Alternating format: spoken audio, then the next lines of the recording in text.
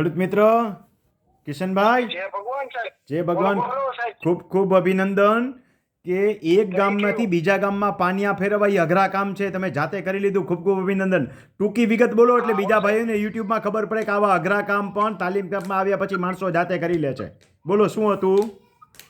અમારે એમાં એવું હતું સાહેબ કે જે જમીન થઈ ને એનો ટીપણ અલગ ગામમાં બોલતો હતો અને સાતબારે અલગ ગામમાં બોલતો હતો. હા હા એટલે ઈ બાબતની આપણે અરજી કરી હતી પ્રાંત અધિકારી શ્રી મોરબીને.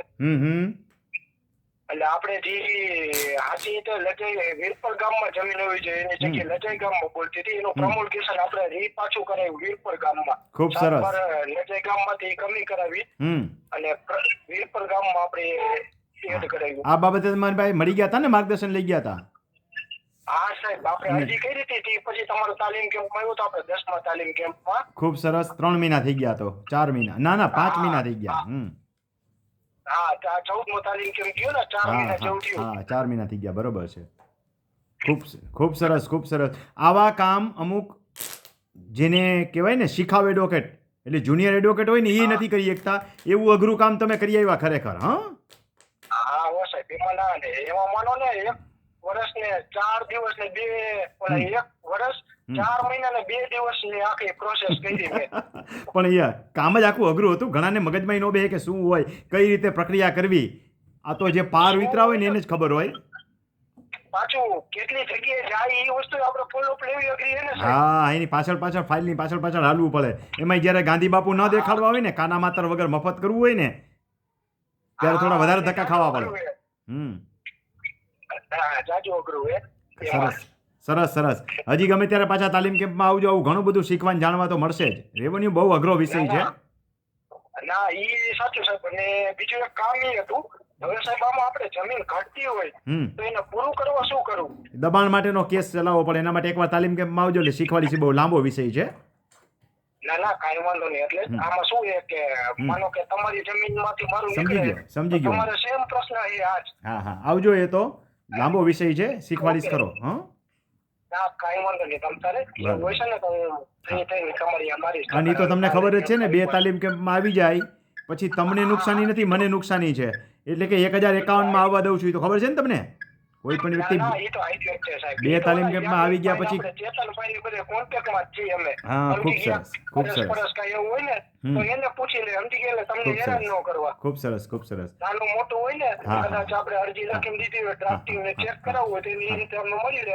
હા, એ તો તાલીમ કેમ્પમાં આવો એટલે હાઈ ક્લાસ ગ્રુપ બની જાય. અમારા 22 સ્વયંસેવકો છે, 14-15 એડવોકેટ મિત્રો છે. એમાંથી કોઈ પણ કોન્ટેક્ટ કરી લે એટલે કાયમી એકબીજાને રાહત થાય.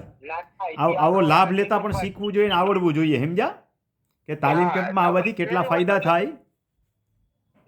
એ તો હા બસ કરવાની ધગસ હોવી જોઈએ. ખૂબ સરસ. બીજાને પ્રેરણા મળે એટલે આપણે યુટ્યુબમાં મૂકશું. એટલે બીજા ભાઈઓને છે ને પ્રેરણા મળે. અને ઘણા ખાલી કોમેન્ટમાં લખતા હોય સમજ્યા, પૈસા દેતા વગર કામ નથી થતું, તો એને ખબર પડે કે આવા અઘરા કામ કરીએ એવા છે. સામાન્ય કામ તો થાય ને, પણ સરકારી ખાતું છે, પાછળ પડવું પડે, થાકી જાય તો ન હાલે. અને એડવોકેટોને ધક્કા ખાવા પડે છે. એવું નથી એડવોકેટને પૈસા દેતા ધક્કા ન ખાવા પડે, એવું નથી. એને ધક્કા ખાવા પડે.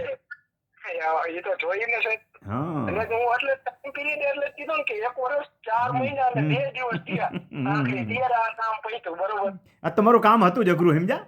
ઘણાને તો સિસ્ટમ ન સમજાય કઈ સિસ્ટમથી કામ કરવું. કારણ કે એક ગામમાંથી બીજા ગામમાં ટીપણ ફેરવવું ને એ અઘરો વિષય છે. 7 નંબર બીજે બોલતું હોય ને રકબો આખવો ફેરવી અને 7 નંબરને બીજામાં લઈ જવું એ હેલું કામ નથી.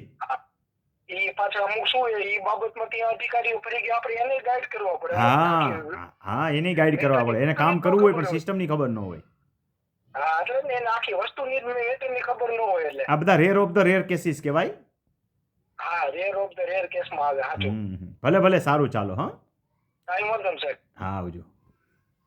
ખેડૂત મિત્રો, જે લોકો કોમેન્ટમાં લખે છે ને કે પૈસા દીધા વગર કામ નથી થતા અને ધક્કા ખાવા પડે છે ને, ભાઈ ધક્કા તો લોકશાહી છે, ખાવા જ પડે. તમારે એની એડવોકેટ નહીં ખાવા પડતા હોય છે એટલે તમારી પાસેથી પૈસા લે છે.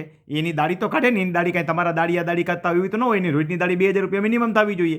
હવે એ જ કામ 4 ધક્કા તમે ખાવાની તૈયારી રાખો તો આ ભાઈ જેમ અઘરું કામ કરીએ ને તમારા અઘરા કામ થાય. હવે ઘણા લોકો એમ કહે છે રમણીકભાઈ તમારા સુધી પહોંચવું છે.